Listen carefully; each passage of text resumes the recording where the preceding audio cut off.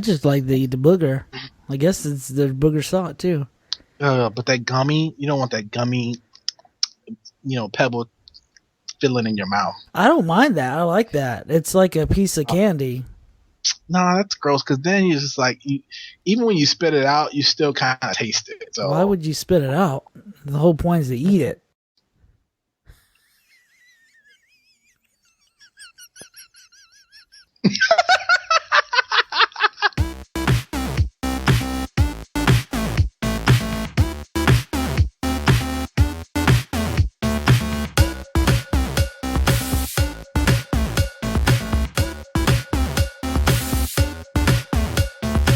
Welcome to episode 16 of Fantasy Friends. I'm Majelen. This is the one, the only, the true blackest of the black in the Fantasy Friends community, Akimbo Merc. I don't understand why my race has to play a role in the introduction. Well, apparently from talking to a lot of fans of the show. Right. This sounds very close to a lie, but go ahead. The Fantasy Friend fact. Oh, definitely a lie. That some people consider you to be the what's the word? The one true representative of black people. Some fans like it, some fans That's don't. a lot of pressure. Let me stop you there. Mm-hmm. Can I tell you something? Yeah. Kim Kardashian is born. Gorgeous, bro. You know that's man created. Yeah, I know, but whoever created her, like, awesome. I want to resist calling her fine because she's so mainstream, so in your face every day, so I don't know, like fake. Worst personality, probably. Yeah, it's yeah, but but when you break it down and what we're attracted to as men, well, not all men, but mostly what men are attracted to, pretty eyes, pretty skin, pretty long hair, so pretty lips. You're just purely talking, pretty all around. Yeah, she's just gorgeous, physically gorgeous. So you're just talking about alone time material. That's what you're talking about. Happy time. Happy time. You my happy time, Kim. Yeah, man. So listen, I want to do what I've been saving for the show last. So I want you to go first. Go. Well, how come you can't choose who can do first? I just did. Go. Okay. What I've been saving for the show is there's this one time at band camp. So you don't tell that story on the air. So I told you that my nephews had come to visit me here, right? And I found out after they left that one of them, when you spend time with family or you do anything that's out of the normal of just a relaxing weekend, and not to say it was fun, but you're kind of worn out and you might nap when you don't normally nap. So okay, you're sounding old, but go ahead. So, and I guess it was because we were waking up like at 7:30, 8 o'clock on the weekends, which is not the norm for me. I can't get up past earlier than 3 p.m. on a weekday. So, you got no job, Tommy. But I found out that after they left, one of them tried to call me, and just say, hey, they had a good time, thank me, yada, yada, yada. And so I missed the call because I was napping. And come to find out, I found out that when he didn't get a hold of me, that he was not crying. This is by destroyer of all dreams. accounts Go ahead. from the parents. Right? Weeping.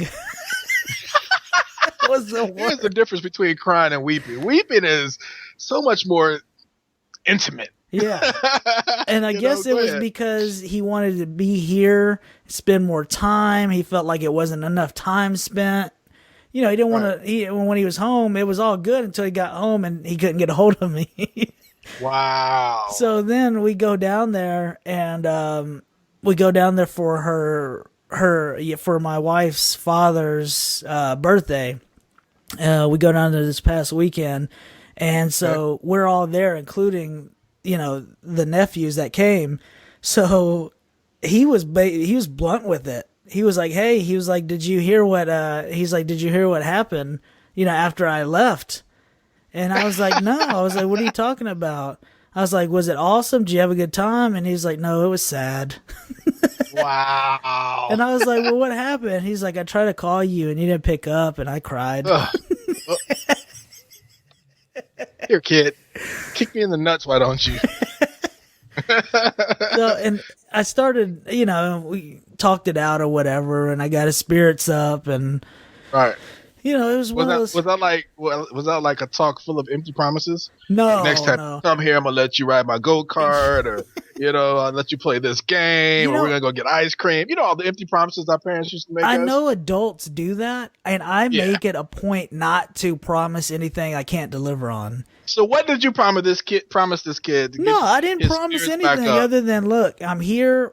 I came to, we came to for the birthday, came to see, and I was honest. I was like, I wasn't gonna come here.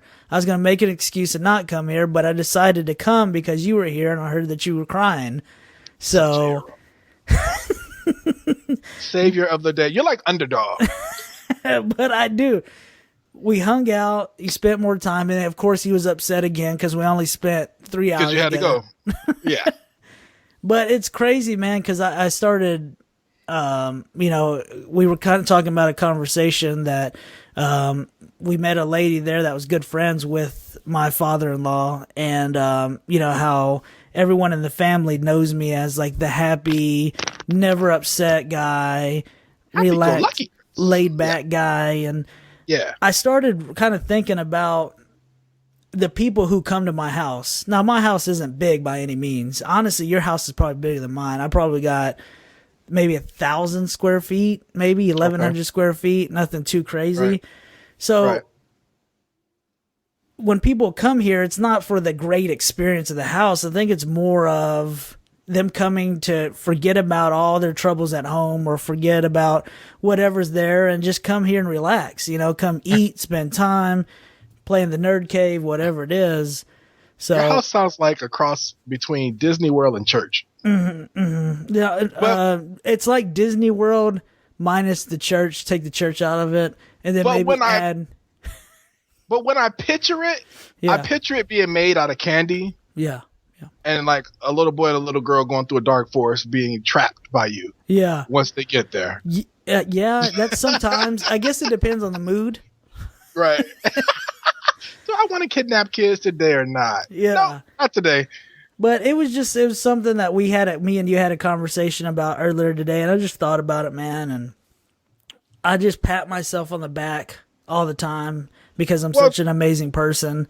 The conversation kind of started yesterday, just to kind of piggyback off of what you're talking about. It started yesterday we were talking about being fulfilled and being dissatisfied with some areas of our life and wanting to do more for others and things like that. And I was kind of mentioning that a lot of times when we think about ministering to others, we think about it in a mass level because we're so used to people being in a pulpit preaching the gospel or out, in the street preaching to the crowd. But really the gospel or sharing the gospel is really about sharing your light mostly to the individuals that are around you. So the people that are sent to you, quote unquote, the people that are put into your life for that season, you have to be a light, and that's imitating the fruits of the Spirit and being like Jesus when those people are around. It's really more about the individual relationship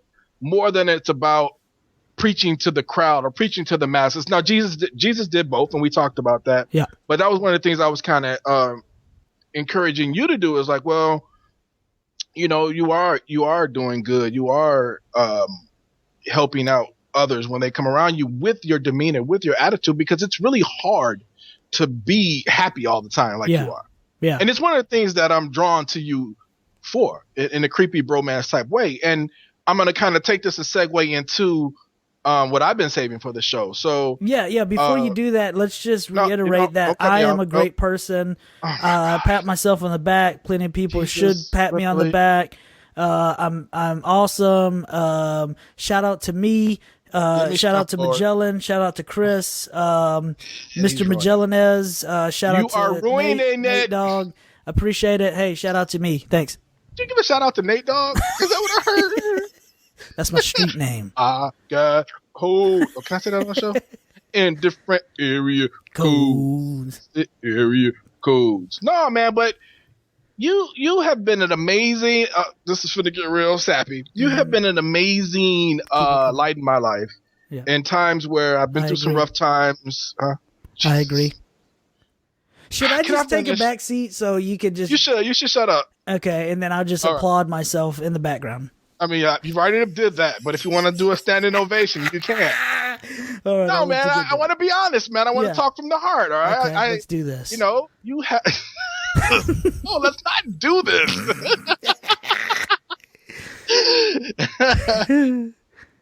You be the receiver, I'll be the giver this time, all right?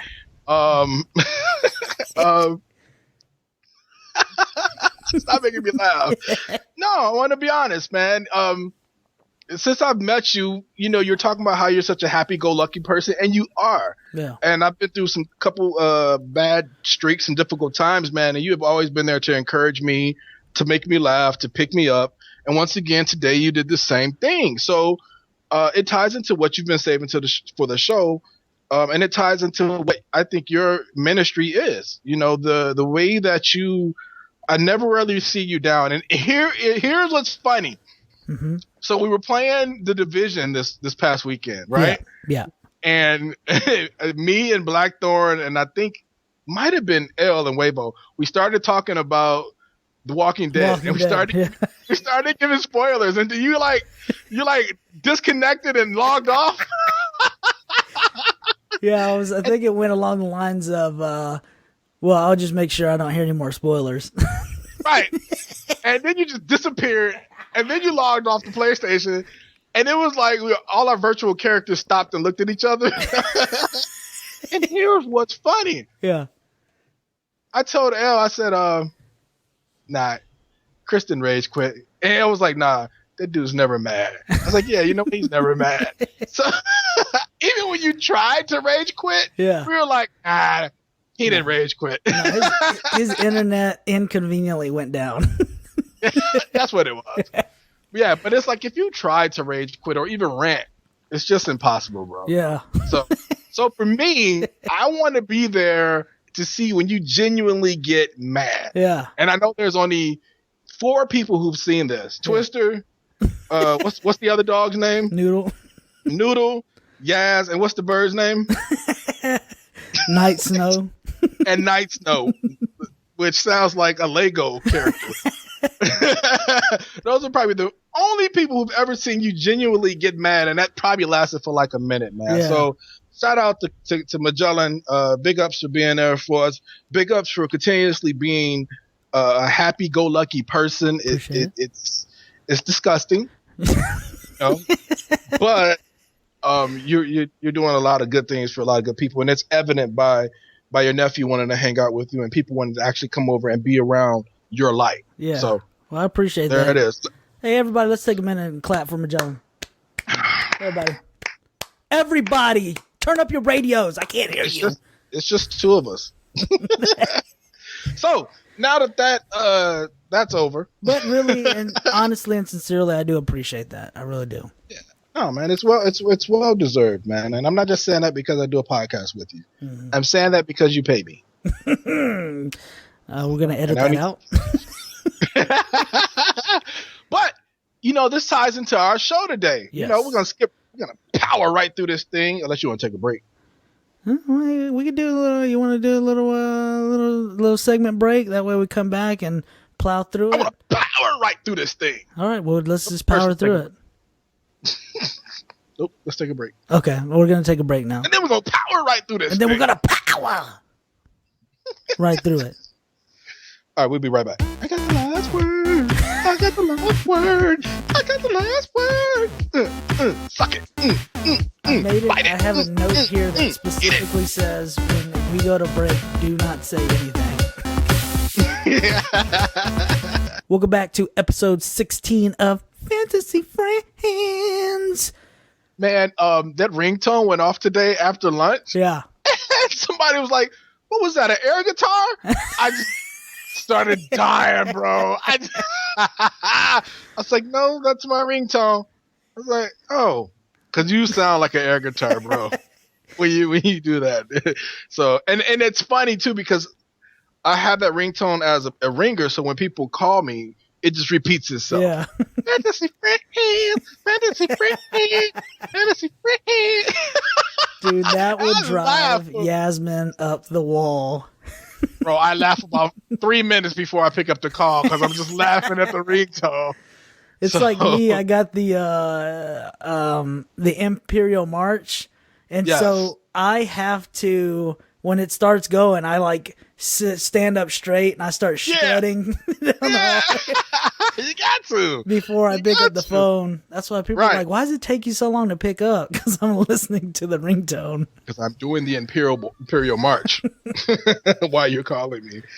So yeah, man. So talking about you are actually a celebrity. Mm-hmm. Did you know that to your nephew? I didn't. Yeah. Your story just kind of it ties into what we're going to talk about today. So today we are going to talk about celebrities and the cost of fame and fortune. Mm-hmm.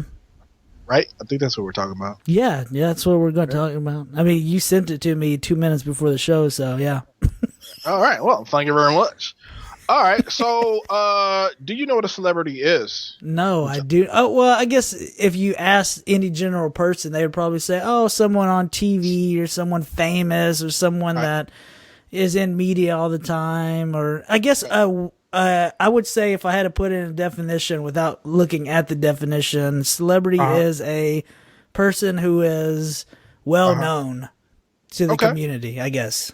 Okay, that's probably the simplest way to put it. I'm going to give you the Wikipedia definition. So, celebrity is fame and public attention in the media. Well, this is the definition of celebrity. Okay.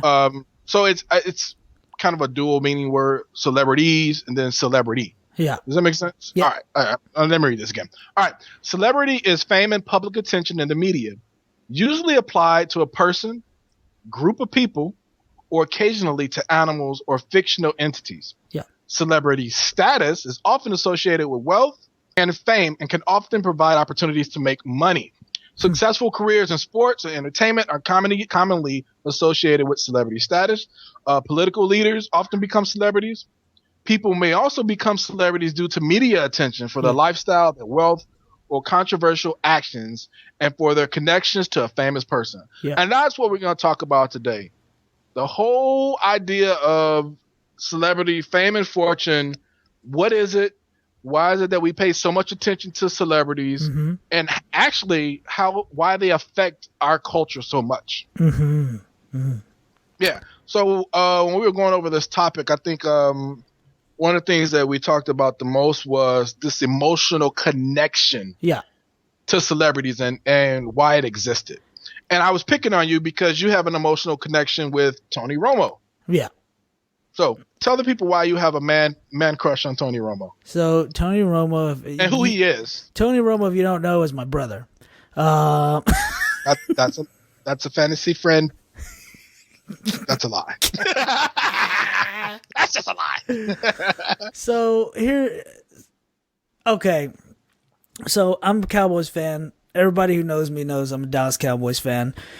Tony Romo is the quarterback for the Dallas Cowboys. And I've always, as a huge fan, and I've already invested this much time into being a fan from whence I can remember, being a quarterback of that, I have to back him up. That's how I feel, and this is what we're going into with this whole celebrity and why we hold them up higher and that connection.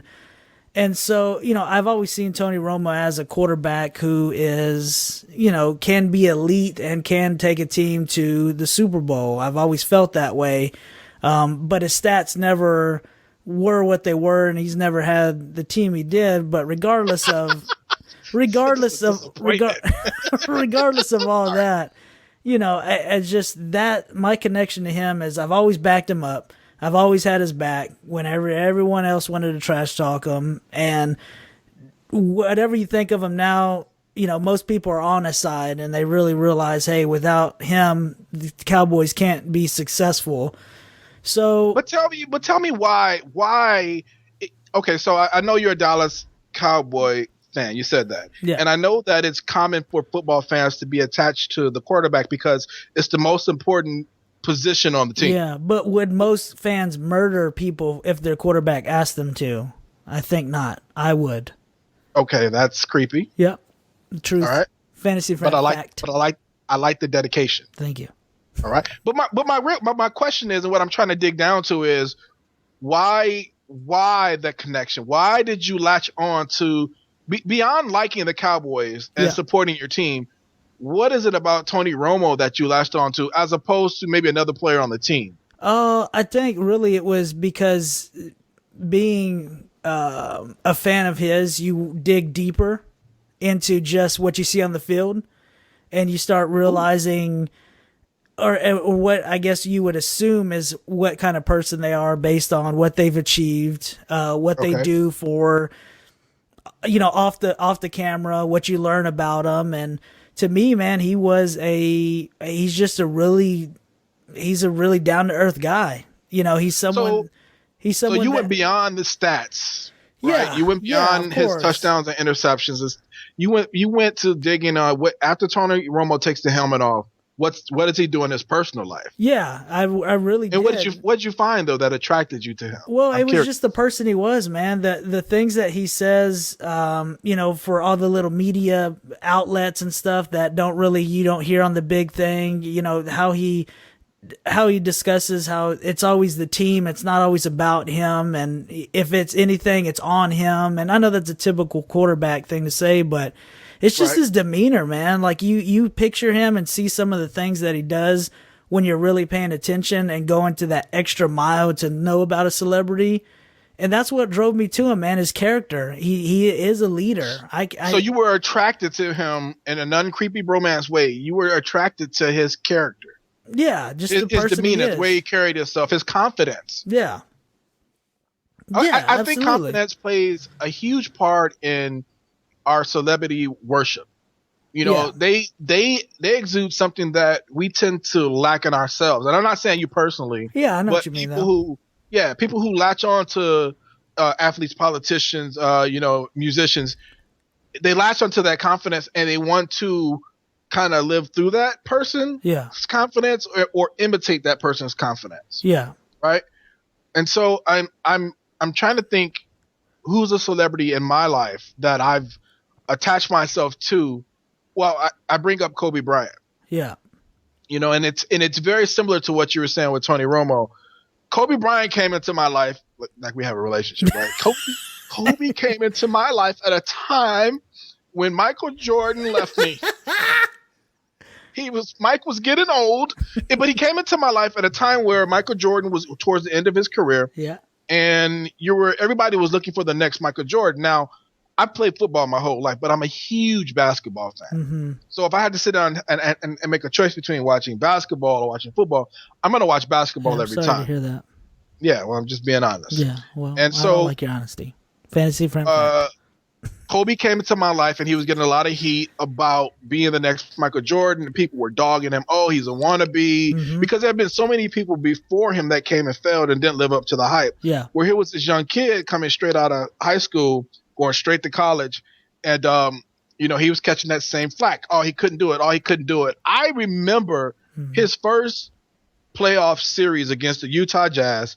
And he was playing against two of my favorite players, Karl Malone, John Stockton. Karl Malone. And he was shooting air balls. I think he shot 2 air balls that game, and the crowd laughed. And, you know, when at the NBA game, they go, air ball, air ball. And I could just remember feeling what he must have been feeling that day. The embarrassment, the defeat, and all that. But this is where I think something kind of clicked for me. Yeah.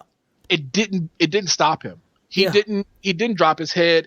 He kept his head up high. He kept shooting that game. Yeah. You know what I mean? And then of course, Kobe's in his last year in the NBA. I think 20 years later, he's one of the greatest to ever play the game. If Michael Jordan's A, Kobe's A1. You know what I mean? So but throughout his career, he's had some ups and downs. He had the big problem, the big case in Denver. And what's interesting about the case in Denver is when that happened, people were ready to tear him down and tear him apart. Yeah.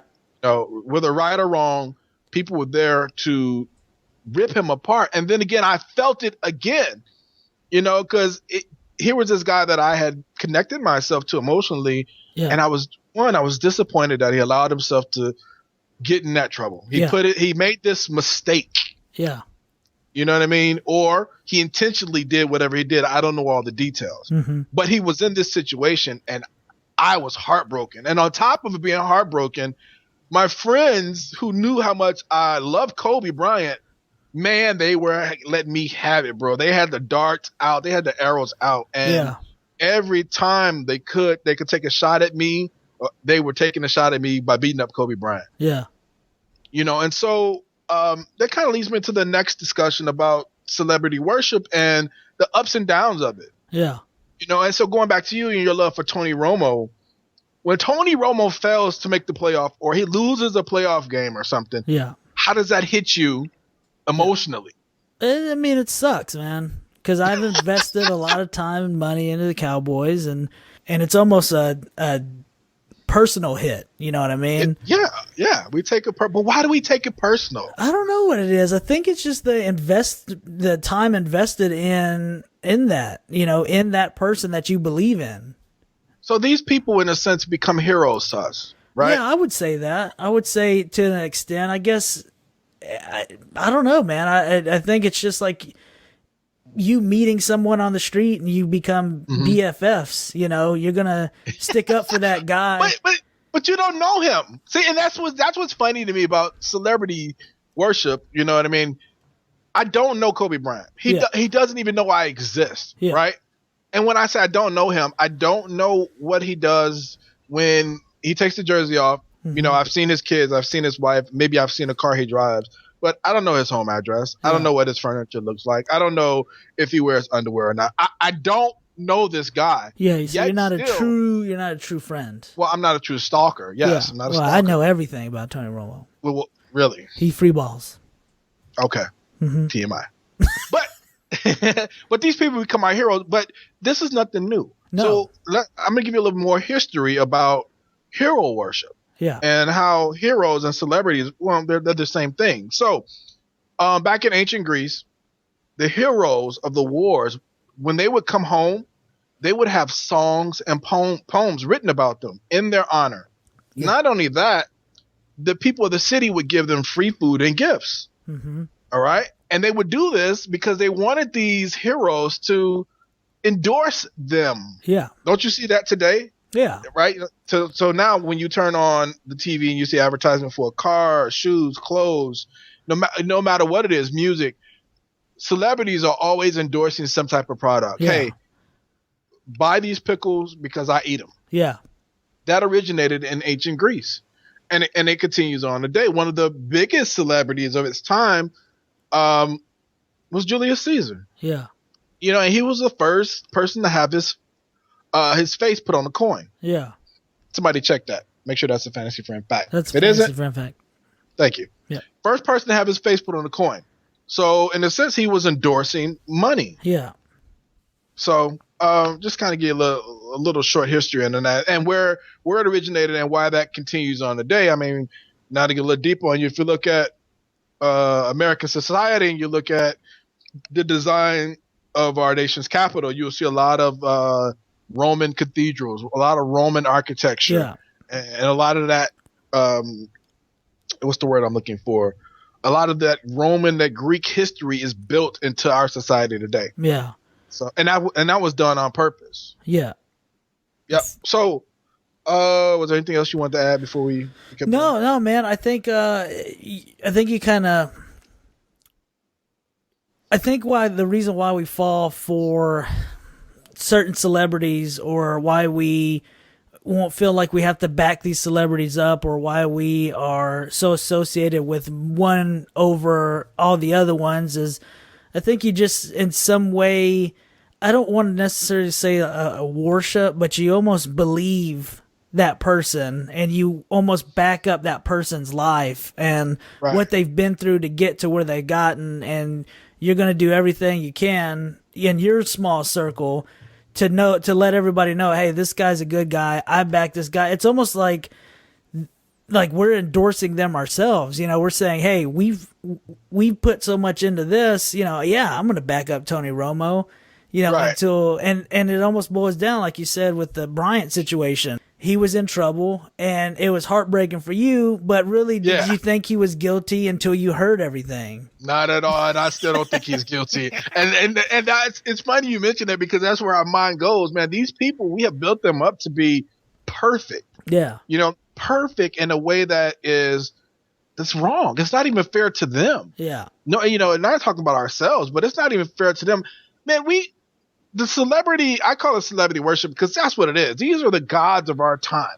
If you go back and look at history, the Bible talks about the heroes in the days of Noah, and these were the giants of that day, but they also call them heroes. That's what these people are to us now. Yeah. We sometimes we plan our whole day, our whole life around them. So one of the things that I always found funny is there's a show with on TV, the black woman lawyer that's in Washington D.C. that was sleeping with the president, Pope, help me out. You know the name of that show? No. I said, I cannot think of the name of this show.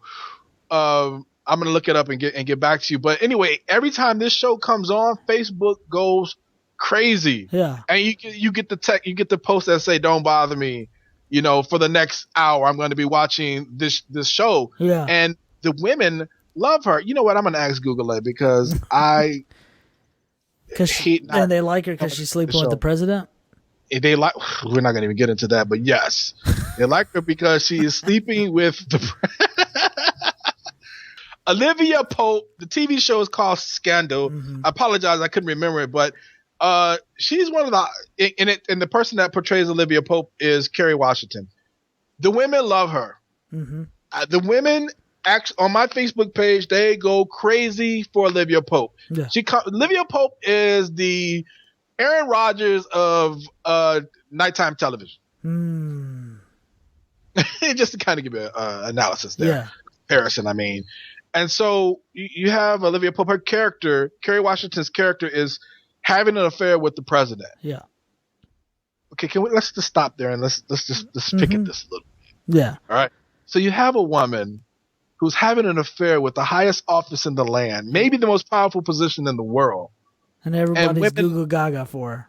And everybody's Google Gaga for. What does that say about what does that say about people too? Yeah. What does that say about the mindset of our country? That this is okay, that we cheer for her to succeed in this. That we think it's all right. Shout out to Clinton. You're my boy.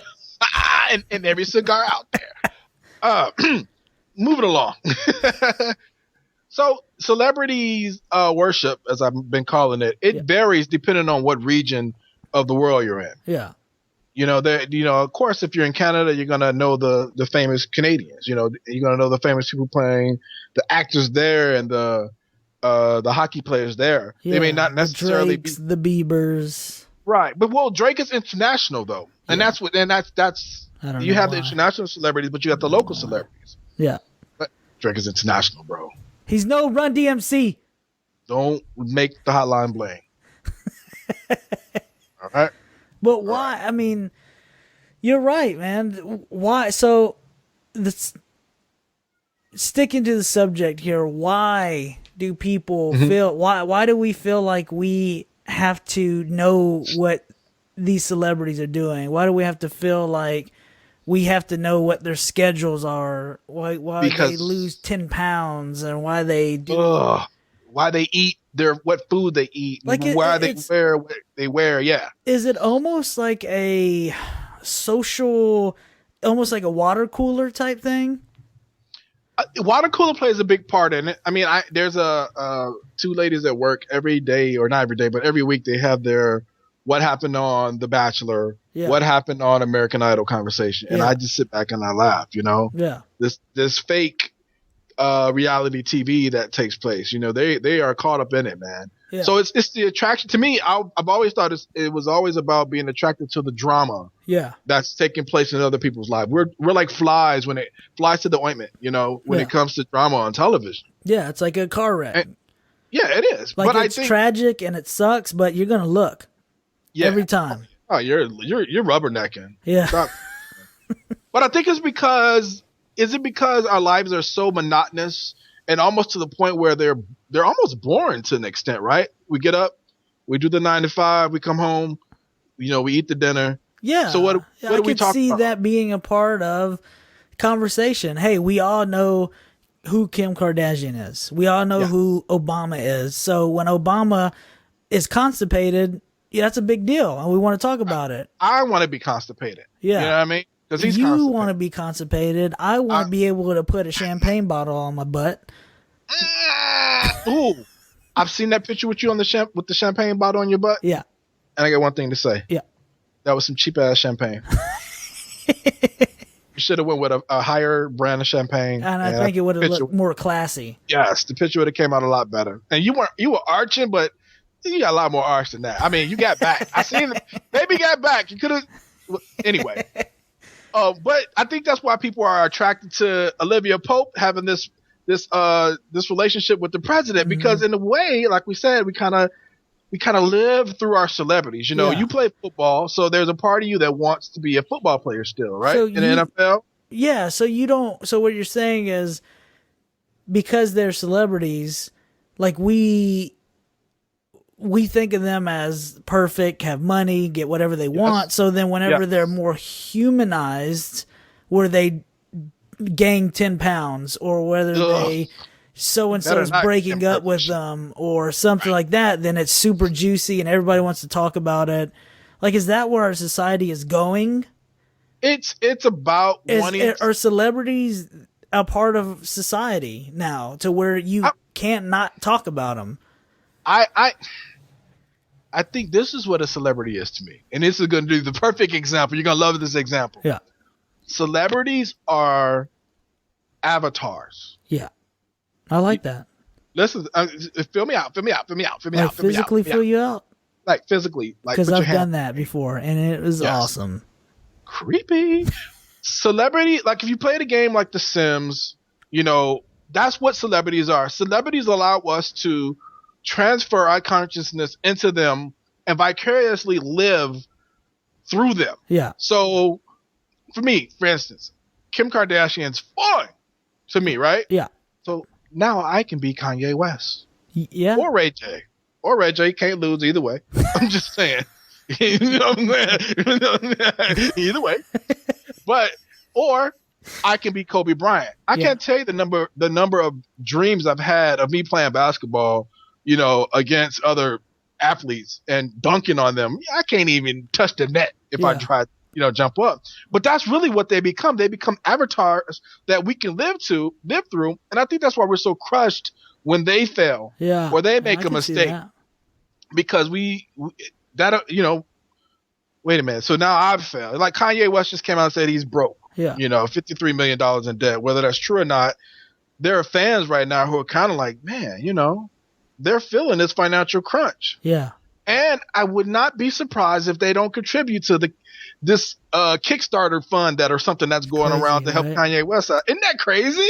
It's crazy because you could do that for someone who you don't want to fail, like you said, who you hold in a high regard, and you're looking there and saying, man, I don't want this guy to fail. I believe, I love his music. I love his clothing, his style, yada, yada, yada, do this. Yeah. But then when you have someone who is truly in need and someone who is preach, brother, like on the streets, someone who is just lost their house, you won't even bat an eye because that's not in your circle. You don't care about that. You will not give $1 to the bum on the street. You think that person has offended you. Yeah. By being a bum on the street and actually talking to you. But you would give $1,000, which you only have 100 of, to someone who is in need, who you don't want to see in need anymore because you've invested so much energy and time into this person.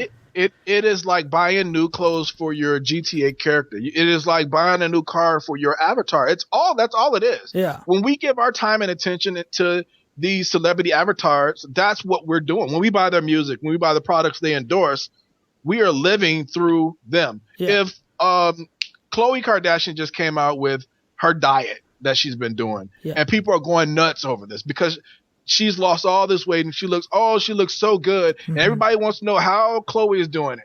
I give you another big one. One of the biggest ones, Oprah Winfrey. Who? There were people who worshiped at the altar of Oprah Winfrey or Beyonce. You know, live and die by Beyonce.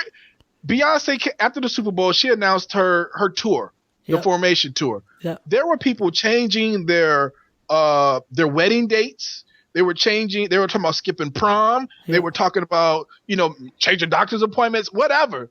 So they could make the concert come in and make it so they can make sure they didn't miss Beyonce's concert when she came to town. Yeah. How much power is that? It's crazy. Yeah. It's also, I think it's sick in a sense though, isn't it? Yeah. There's mental something going on. There is. So, I guess if you're going to change stuff like that drastically, I could see that being, I mean, because I can't say too much being that I planned a whole trip to Chicago for one band. Now yours is coming out. Yeah. Talk to me. So, I mean, big sit fan, on the couch. Big fan of AC/DC. I wanted to go see them. They only announced up north, and I had to choose a city, and you just so happened to live in one of those cities. So I was like, shoot, that's a 2-for-1, and then that kind of shows you, I guess, where I stand on your list, right? AC/DC, I get it. Where the mindset is, because some people are so like just bombarded with this celebrity, and I got to go to, like you said, the concert, and they lose everything. Hey, I'm pushing the wedding back. I'm doing this. Can't make the funeral, whatever. Go and this is it. For me, that's where I knew it wasn't that big of a deal, because when I went up there, the whole you're justifying it. Let's go. Let me hear it. Because this is a breakthrough, the justification of it. Yeah. So whenever I went up there, right before I started, probably the last couple of days before, I was like, man, I'm actually, instead of AC/DC and I'm going to see Merc and those guys, now it's kind of 50-50. Right. So Wait, then, what? No. Yeah. So then whenever I went, and then whenever I got there, it turned into... This is how I know it's not 50-50. Oh, here we go. You brought an outfit for AC/DC. I always got to bring an outfit. You didn't wear nothing special for me. You brought an outfit to go see AC/DC. I brought my birthday suit for you. Shine the light on you in the crowd and see you rocking out and be like, yeah, that's Majelen. You didn't wear an outfit for me. I wear my birthday suit. I said an outfit. Please do me a favor and cover up. But and I think, I could have easily said, hey, no, you're kind of messing up with what I want to do. I want to do this, and I want to go stand in line and try to get an autograph and go to that extent, or change it into, hey, well, I'm here now. This is more important than that. But you don't have people like that. You have people who spend $25,000 for a Super Bowl ticket. And that guy, he gave up his life savings to get this ticket. Right? Yeah. I can't remember. Was he a Broncos fan or a Carolina? He's a Broncos fan. Hey, it was worth it. But if they lost, it wasn't worth it. It was not worth it. It was well. That's why I call it celebrity worship, because worshiping is about sacrifice. You know what I mean? It's about opening your mouth, giving praise, but it's also about sacrifice. Yeah, we sacrifice. When we set our time and our calendars and our schedule and our money around celebrities, we are worshiping these celebrities. I want to be solemn about this. This is true. There's somebody out there that, whether you got a poster on your wall, a jersey hanging in your closet, an album in your car, AC/DC. There's a form of worship that's going on with this. Yeah. And I don't know. I don't know where to land on this, good or bad. But let's move on. Let's take a break, and then let's come back and let's talk about this versus the B list. Then we'll talk about some of the popular celebrity stunts, and then just kind of see where the show takes us from there. Chris. What? Chris.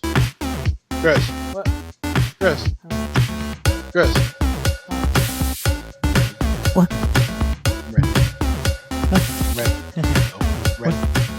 Welcome back to episode 16, Fantasy Friends. Mm-hmm. I don't think we have a title yet for this show, but we're going to find one. Yes. First of all, I need to talk to Majelen about during the break. He got mad at me because I took a break 5 minutes early. Mm-hmm. So I didn't get mad, but okay, we'll just. You yelled at me. You yelled at me. Tell me you didn't get mad. You yelled at me and you called me names. So I don't want to talk to you. You can do the show by yourself. For 5 minutes. Since you were worried about 5 minutes. The fans needed a break. I felt it. They're just like, no, he's tearing down our celebrities. No, Olivia Pope, no. He was like, I need a break. I'm coming at him. All right, so this is what I want to do. Mm-hmm.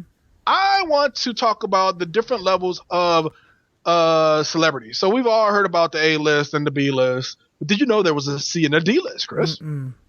So what I'm going to do is bore you by giving you some definitions. Okay. And the first definition is for A-list.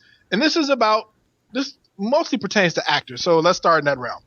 A-list actors. They are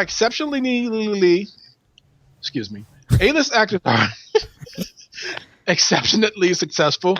Hey, I grew up with a speech impediment. All right? I'm doing real good doing a dang on podcast. All right? Like me. All right? Not you fans.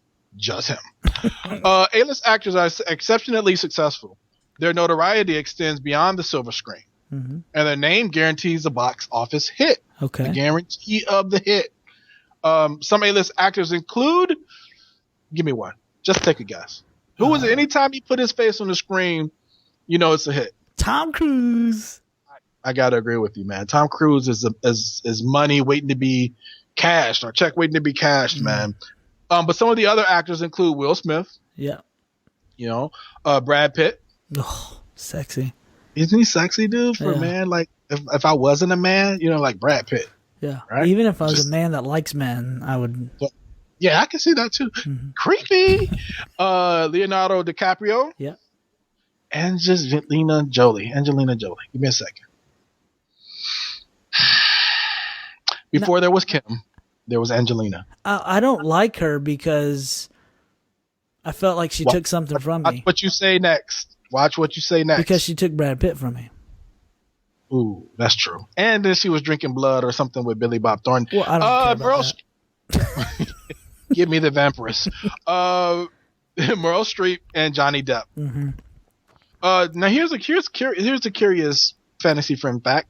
Most A-list actors are usually made up of male actors with high potential earnings. So there's this ongoing fight in Hollywood about how much an actress is getting paid versus an actor. Yeah. And that spills over into the corporate world, but we don't care about you corporate sheep.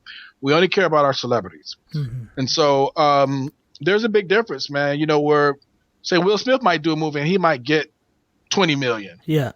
You know, somebody like Angelina Jolie might come and she might only command $15 million. Yeah. And there's a ceiling that they hit strictly because they got breasts. Yeah. You okay with that? They're celebrities, so the difference between 15 and 20 million is... It don't matter. You sound like a movie producer playing. All right, B-list actors. B-list actors are usually television actors or less successful movie stars. I'll be there for you. Minus Jennifer Aniston. Go. Okay, so some B-list actors include... Give me one. B-list actors. Let's go with let's go. I guess you could go. Can you do Kevin Spacey? No, he's too A-list, man. I don't know, man. He doesn't. He's kind of been back and forth. But let me show you. Let me read the ones they got on this list, and you'll probably be like, yeah. Nicolas Cage.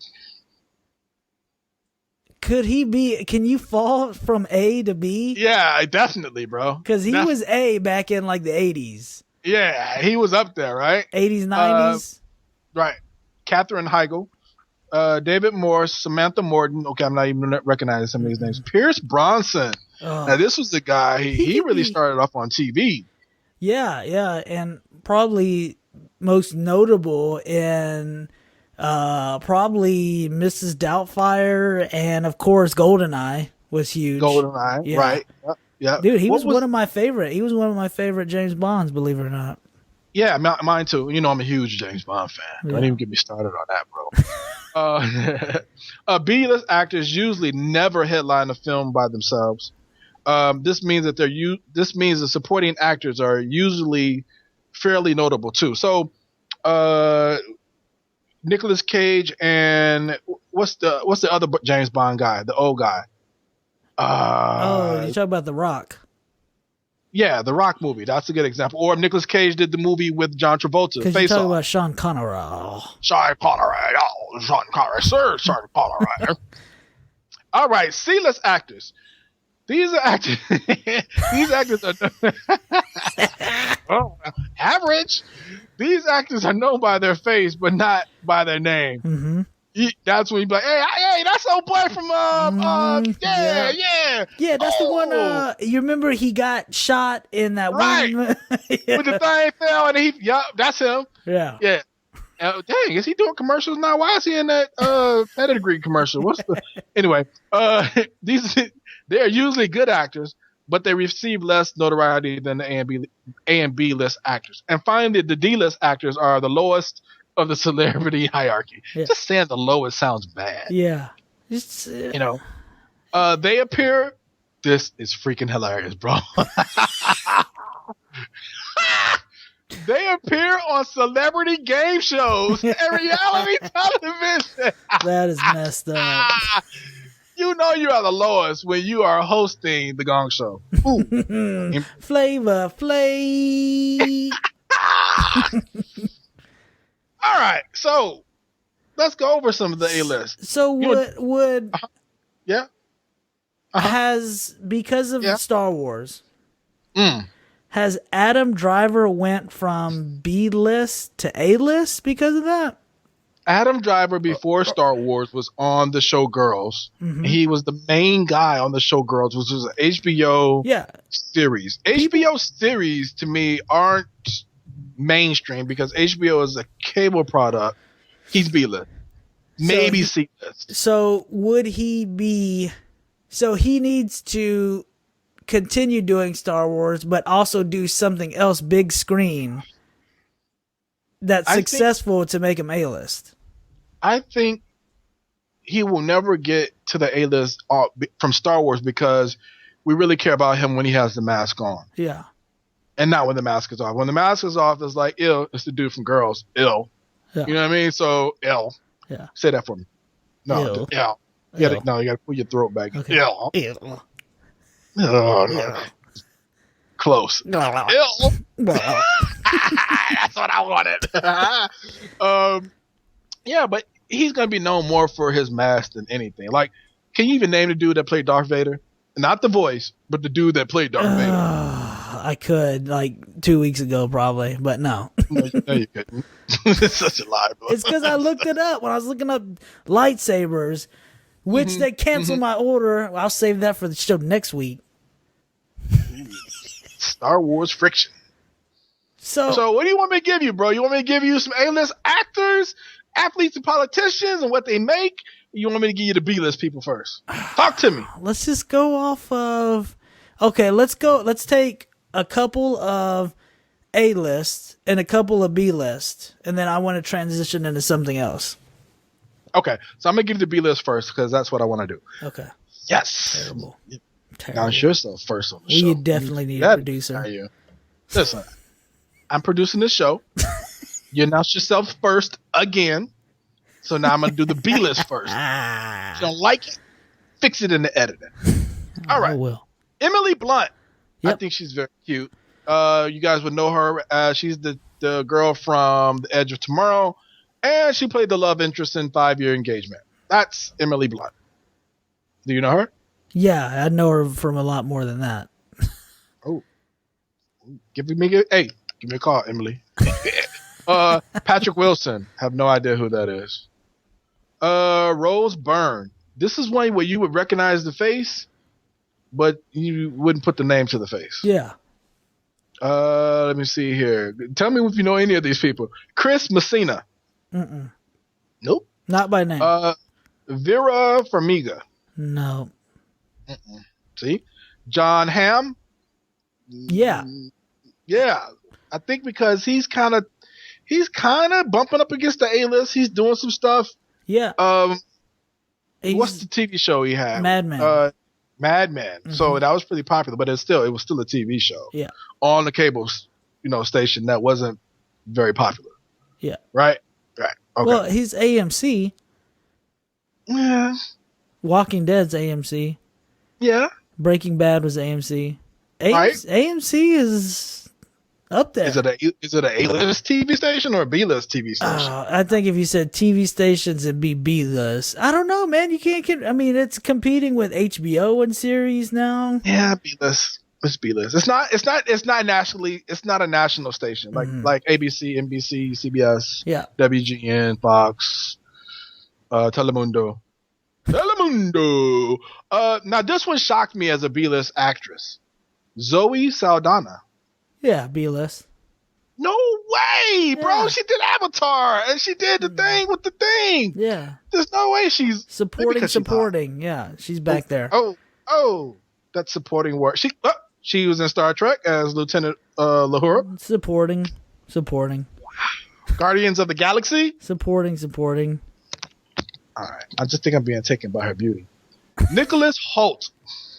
Sounds familiar. Yeah, this is the guy that played Beast in the X-Men movies. Yeah, supporting. Support. All right. Mary Elizabeth Winstead. I don't know who that is. Nope.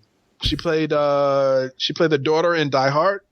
She played supporting. Mary Todd Lincoln and Abraham Lincoln Vampire Hunter. Yeah. These are like C-list, bro. Yeah, these are C-list. Ben Winshaw. Mm-mm. No. All right. He played Q in the latest James Bond movie. Yeah. So supporting. Right. So that was my B-list. Their B-list didn't want to stay there long. They were sucked. They sucked. So let me go to my A-list here. Now, this A-list is going to combine athletes, celebrities, politicians, and musicians. And it's really based on how much money they made last year. Uh-huh. All right. So who do you think is the highest paid celebrity from last year? Oh, man. And he's been the highest paid a few years in a row now. Highest paid celebrity. Oh, man. I would want to say it's got to be an actor. Nope, it's an athlete. No, that's right. We're considering 5 seconds. 4. Let's just go off of. I don't know. Who knows? I'm sure it's someone in the Floyd Money Mayweather. Yeah, that's right. Made $300 million last year. Yeah. And I'm gonna kind of zip through this list. And then there was your boy Manny Pacquiao, last seen in the division. He made $160 million. Katy Perry, She Kissed a Girl, $135 million. Mm-hmm. This one kind of shocked me, but then it didn't because boy bands have always been popular in our culture. Yeah. One Direction. Yeah, they're huge. I actually would probably consider. Don't say it. Don't say you'll go to a concert. No, I would say that Katy Perry surprises me more than them because they're super. I mean, she's international, but these guys are boy band international. You know how that goes. Dude, I couldn't name one lyric from one of their songs, man. So honestly, good. I could. So good. Not Backstreet Boys good. Like you on the album good or no. I'm like just not a boy band guy. Like your iTunes good. No, I mean I'm just not a boy band fan. So if I start singing the All for One song, you gonna tell me you're not gonna join in? I mean, okay, I like some boy bands. That's all I wanted was the admission. 'Cause it ain't no lie, baby. Bye, bye, bye, bye, bye. Sorry. You got such a great voice, that man. Dirty pop. Hey, number 5 is your boy Howard Stern. He's still making money, man. He just made that. I mean, he just got extended for another 5-year deal. Well, he made 95 mil last year, man. Yeah, easy. This one surprised me because I thought he was kind of done. I thought he even retired. Garth Brooks. Garth Brooks is actually on tour this year. Blame it all on my roots. I showed up in boots. Everybody, ruin your black tie affair. Nobody? Right, nobody but you. This is a hip hop podcast if you haven't noticed yet. Yeah, he's on tour this year. I'm actually going to try to see him. Okay, cool. Don't tell anybody else. James Patterson, that's the writer. Robert Downey Jr., Iron Man. And I'm just a dude playing a dude trying to play another dude. Dude, I love that. I love that comment, bro. Yeah, who says that? L. When L says it, I just like cry, dude. Cry. Sometimes I pee myself too. Taylor Swift, just a little bit. Cristiano Ronaldo, yeah, soccer player, yep, athlete. This loudmouth Rush Limbaugh, 79 million. Who is giving this dude money to spew that garbage? Ella DeGeneres, Lionel Messi, the Eagles, Dr. Phil McGraw, Roger Federer, Calvin Harris, LeBron, King James, Justin Timberlake, David Copperfield, Sean Puffy, P. Diddy, Combs, Gordon Ramsay, Ryan Seacrest, Fleetwood Mac. Yeah. Can we stop here? Fleetwood Mac made $60 million last year, bro. That's longevity, cuz. Yeah. They still tour. And they get paid for it. They beat Lady Gaga. And you know what? She's very creepy and demonic. I mean, she makes some pretty good songs. I'm just gonna put that out there. I don't own no Lady Gaga. Yeah. But I'm just saying. Oh, I do. My poker face. If she wasn't creepy, dude, I would buy her music. Because she has some pretty good songs. Of course, the Rolling Stones are still up there. Ed Sheeran, he just hit the sing. I love his song. Jigga. You know what I'm saying? And Bey, you know what I'm saying? Beyonce. Combined, they made $110 million last year. Weak. They ain't got to worry about paying the rent. Ain't got to worry about Kevin Durant, Elton John, Toby Keith. We'll take a pause here for number 33. Kim Kardashian.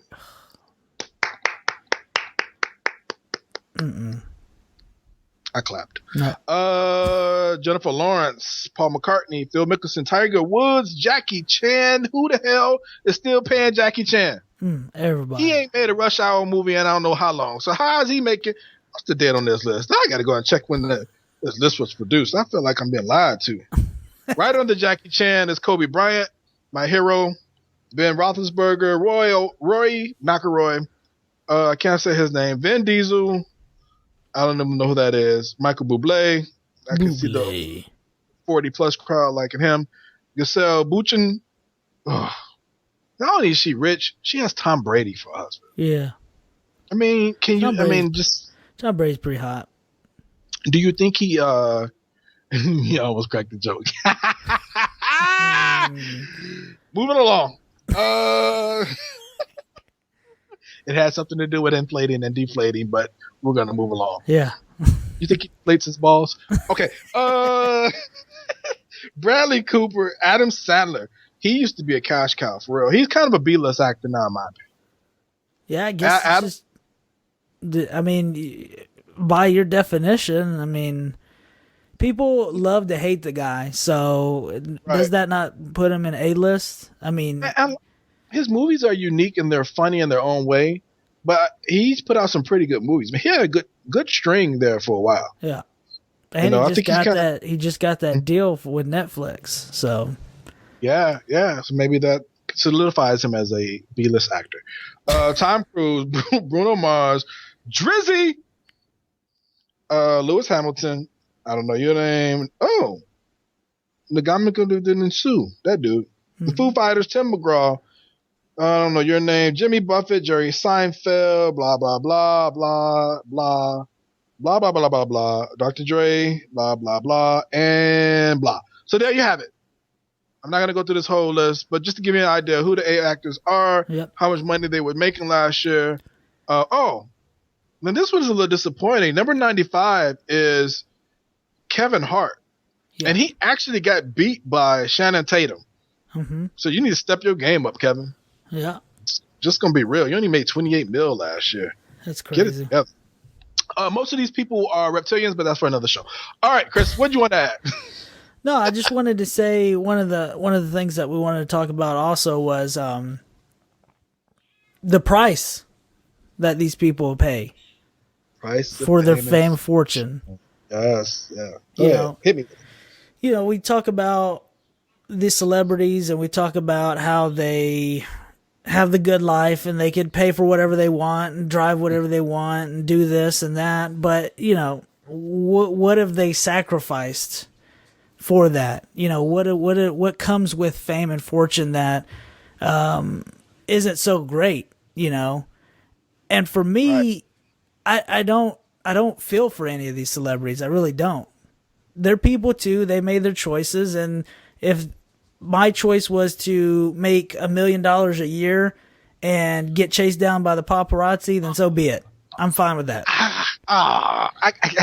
You know what I mean? I gotta disagree with you. You know, people are people, and if you want to be in the NBA, you're not just doing it for the money and the fame. You want to be NFL, you want to do it for the money and the fame. So you don't buy the whole I love the game. That's why I'm doing it. When you're younger, absolutely. You love the game. But what pushes you to be the best in the game? The fame and the fortune. Yeah, it's the money. You want the money. You want the competition, the ego. And right? What's the best platform to say I'm better than you? It's in the media. Money, throwing them dollar singles in the club.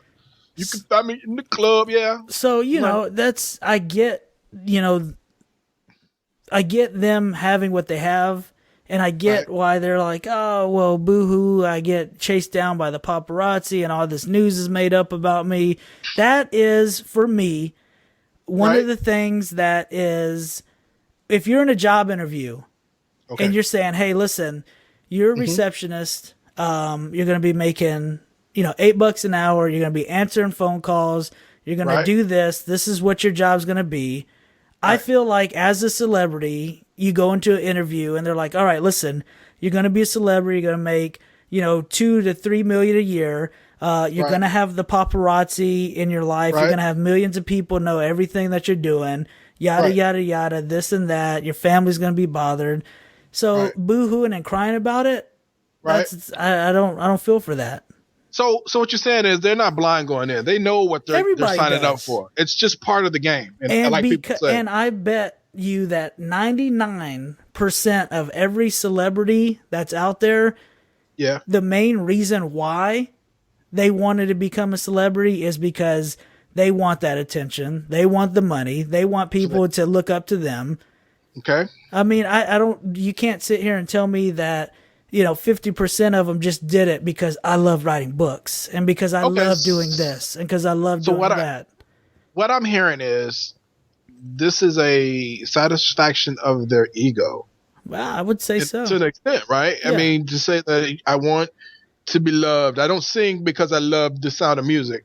Yeah. I sing because I want to get paid for my talented voice. Yeah.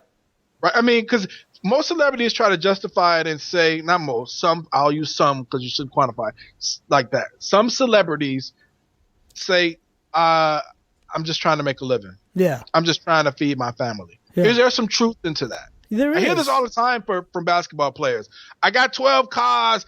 I need a contract, bigger contract because I'm just trying to take care of my family. Yeah.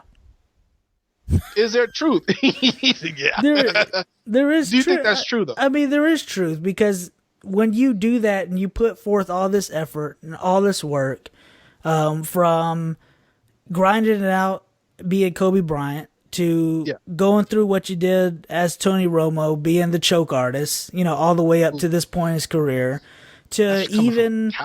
You can even say Adam Driver. I know a lot about his background, and a lot of people don't know he was actually in the Marines before he became an actor. I can see him as a jarhead. I can see that. And he, and he went through things as a troublemaker into this. People tell him he wasn't good enough to that, and I get that drive, but when you get up to that point, you want that. You secretly want to put all those people, you want those professors who said you weren't good enough. You want the coaches Ego. to say this. Right? That, hey, look back now, look like I can't believe I told Kobe Bryant he was nothing. 30 years ago. So the ego, so what you're trying to do basically is prove your naysayers wrong. So let's take Michael Jordan, who's a great example of what you're talking about, right? Yeah. He went out for the team his junior year, right? I think it was his junior year, senior year, and he got cut. Yeah. And that's what motivated him to go and work harder to make the team the next year. So it was his ego. He was trying to please his ego and prove others wrong. Yeah. Is a bit of that kind of a selling of our soul, a selling of a piece of ourselves when we make that, when we're driven by our ego like that? I don't know, man, because if you look at it to the celebrity level, I think if you put us all in the same category, that's what most people do anyways. Whenever your brother says that you'll never do anything, your family sucks. Or because if your mom said that you're the worst kid she's ever had or whatever, you're trying to prove yourself to break that mold and to essentially look back and point and say, hey, what do you think of me now? Look at me now. I use the haters to fuel me. So in a sense, is that a bad thing though? Should our motivations be different, or does it not matter where we get our motivation from? If I'm motivated by money, if I'm motivated by haters, or if I'm motivated by the love of the game, does it matter what motivates us? I don't think it really does, man. I think motivation's there. I think anything's there to motivate you to be a better person. Whether that is your success is the money in your account or the amount of lives of people that you save, the parking, the freebies. Let me ask you let me ask that same question, but frame it differently. Mm-hmm. Knowing that you're going to lose your privacy, knowing that your every move, every decision is going to be scrutinized, knowing that you're going to be worshipped. Does your motivation at that point count? Now, knowing that this is the end goal, does your motivation count?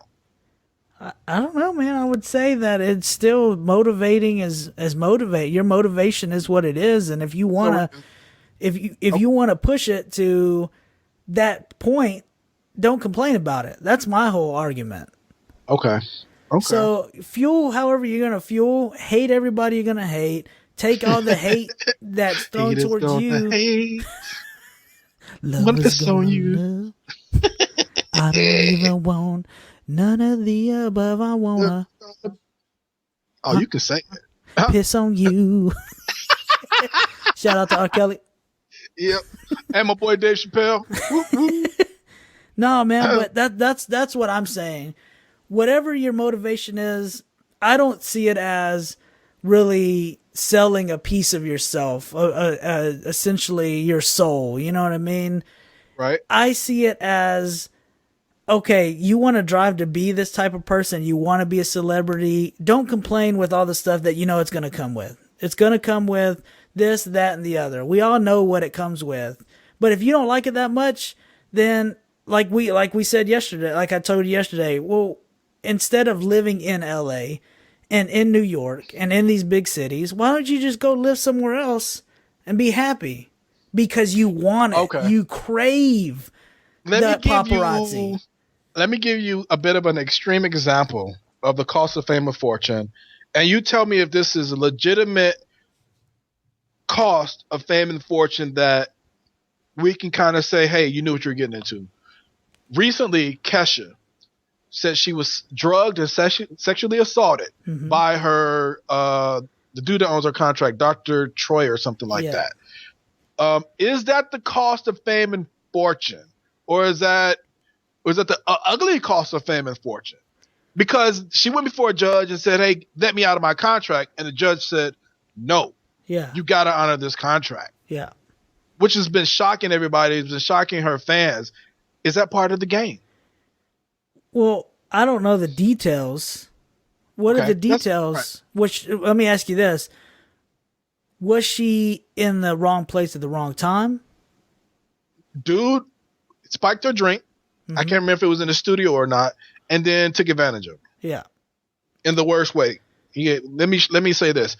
I abhor violence against women. Yeah. And, let me just put that out there. My wife knows I struggle to watch The Color Purple because I cannot stand violence against women. So I'm not saying what this guy did was right in any way, but what I'm trying to get at is when you get out into this environment, this environment that is full of drugs, sex, rock and roll, and you're compromised, you're doing things that are compromising your character. Yeah.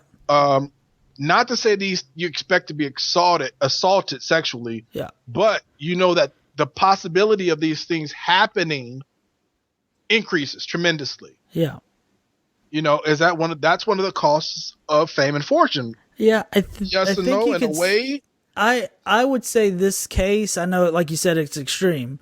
Right. But I would say that there's still a line of, there's a line there on, like, me going to work and then Yasmin spiking my drink and having her way with me. You know what I mean? It's like a fantasy come true, right? Yes.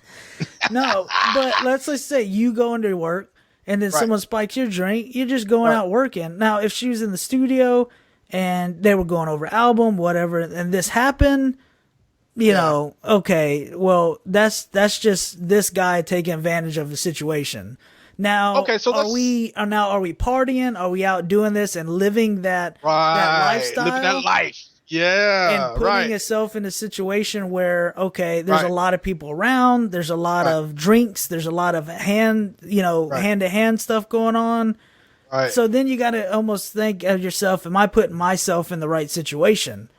And I think that's what it is, because you do have celebrities out there who you'll never see in the media because they just live a normal life. They just want to go play football and be done with it. They just want to go do acting and then be done with it. You know what I mean? Right.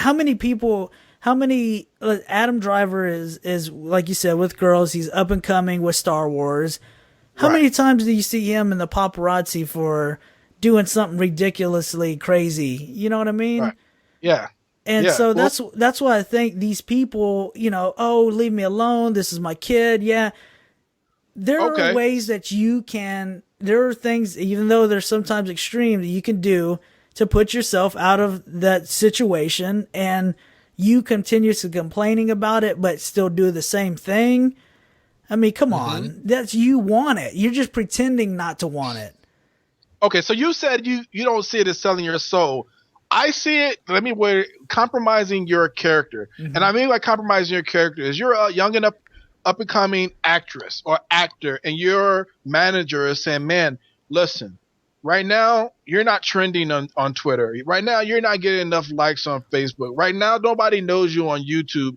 We need you to get out there and build up your fan base. Yeah. We need you to get out there and become more popular. Listen, there's a party here. There's a party there. There's a opening at this museum. There is an award show here. We need you to be at all these places. Now, this is not something that you normally do or get into, but because you're now trying to build up your fame, you're compromising yourself. And now when you get to these places and the party is over and it's the after party and the other actors have just got this X amount of money for doing this contract or this signing, doing this show, she's doing lines or she's snorting or she's smoking just, next to the producer who's going to put her in her next movie. Yeah. You know what I'm saying?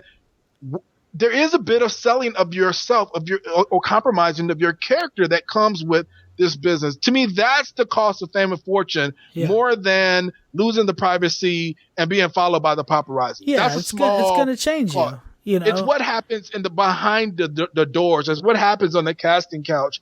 It's what happens when you're trying to get in with the people who make the decisions. To me, that's where the compromise comes. Yeah. That's the danger of this industry, of being a celebrity, in my opinion. Yeah, and you have majority of people who, I can't give a percentage, but you have people who have done those things, who have did favors for something or just wanted to fit in. You know what I mean? Favors is such a crazy way of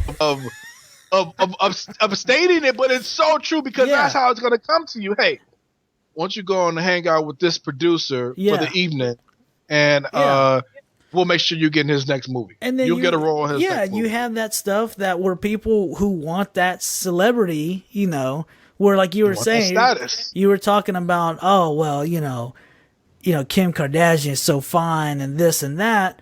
But, I mean, when did she jump on the map? What did she sell her soul?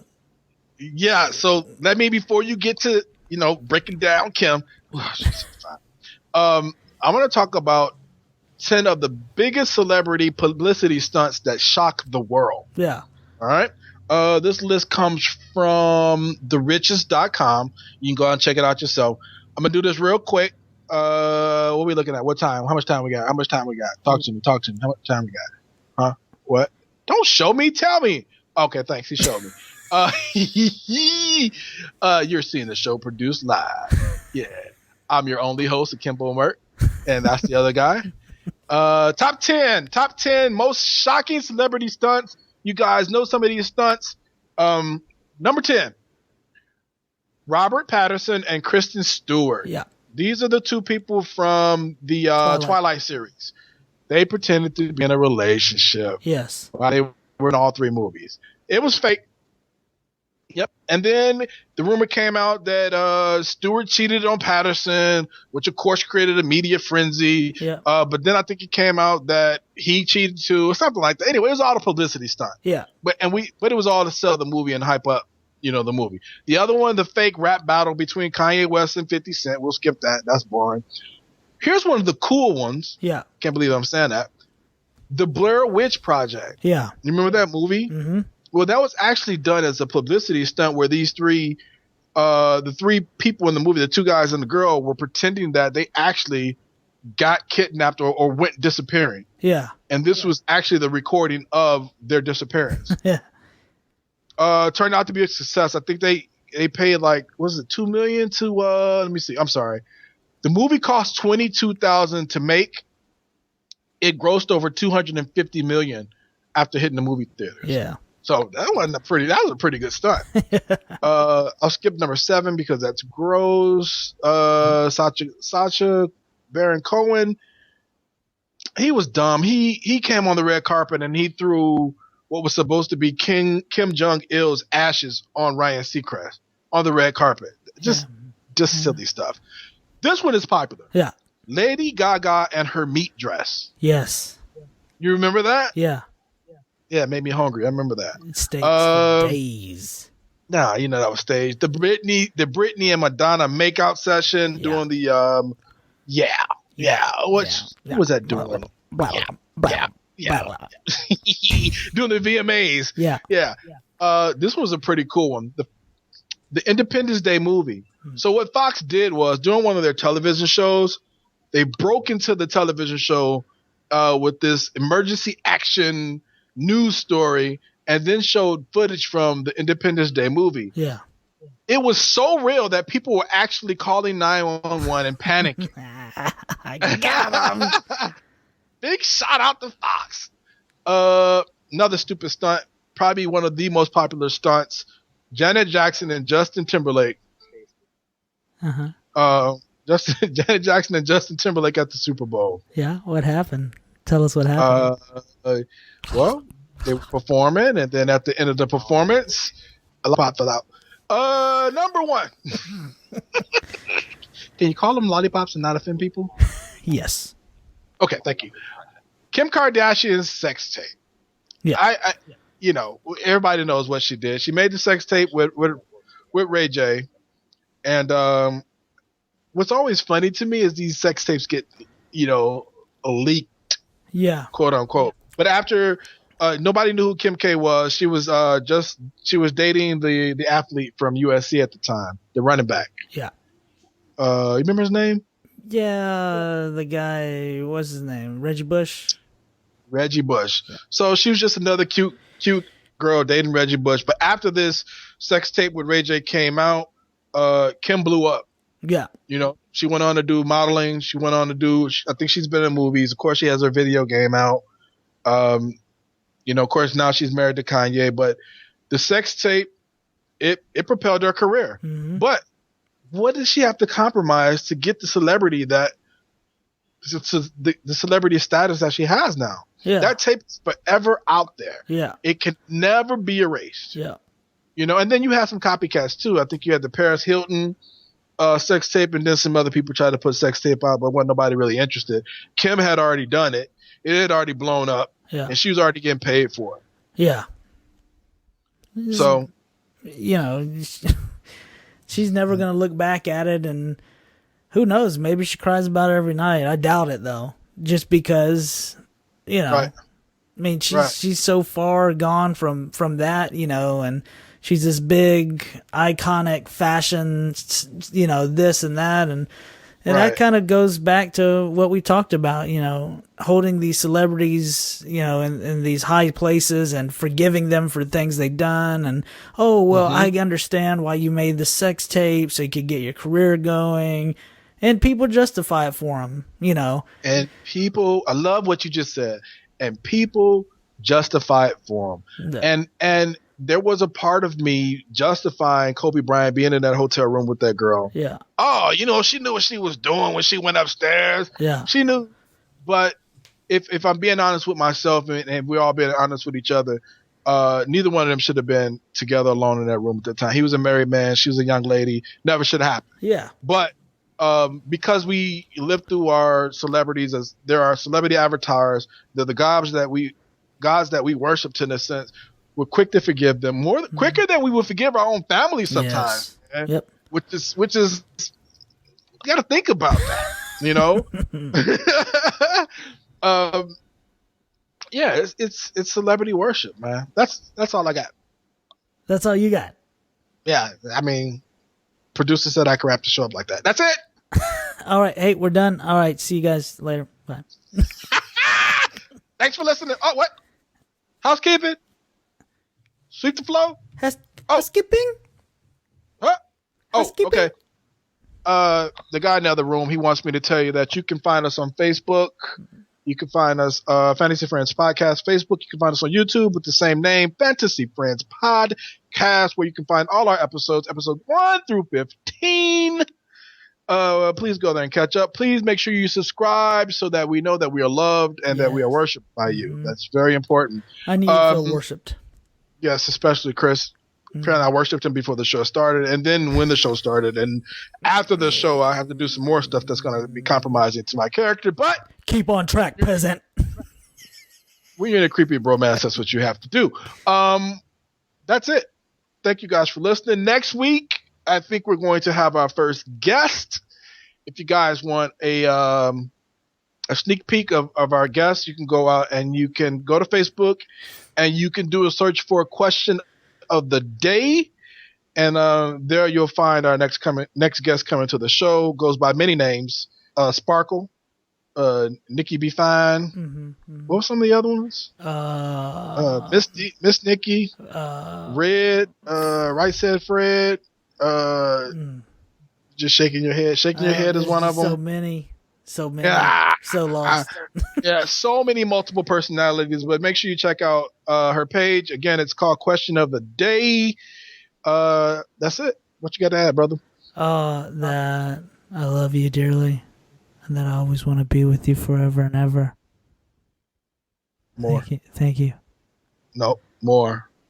And I want to make out with you. Okay, stop. Back up. Okay. Thanks for listening. This has been Fantasy Friends Podcast. That's been Creepy Chris. We out.